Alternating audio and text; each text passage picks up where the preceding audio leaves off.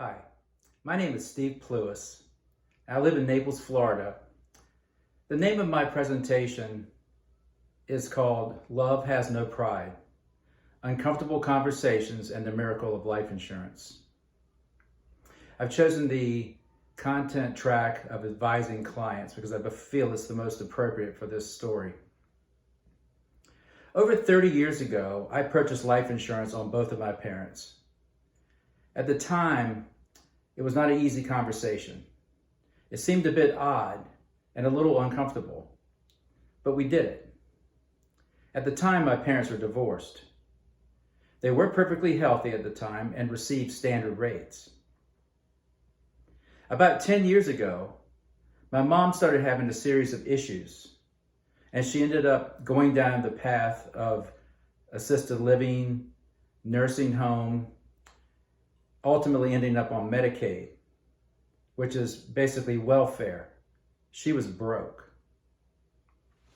Having the life insurance on her allowed me to spend whatever I needed to spend while she was living so that she could have the best quality of life possible. Mom died last year, and the insurance proceeds allowed me to become whole, as well as to have enough money to gift a significant amount of money to each of her 4 grandchildren in her memory. Now, in a very unfortunate turn of events, my stepmother, who's 78 years old, has been diagnosed with a brain tumor, and she is considered terminal. Her prognosis is that she may only have a year or less to live. Since she is a primary caretaker of my dad, who is 91 years old and now in poor health, when she passes, he will need to go into assisted living. Unbelievably, the same scenario is playing out for my dad as it did for my mom. My dad and my stepmother have very little to no money, and what complicates things is they are too proud to take my money. However, having the life insurance on my dad allows him to see things differently. He can maintain his dignity and still accept my financial assistance, knowing that I will be reimbursed when he passes. That makes all the difference in his mindset, giving him some peace of mind in the midst of a tragedy in his life. It's been said that the 2 most important things we value when we get older is the value of control and of legacy.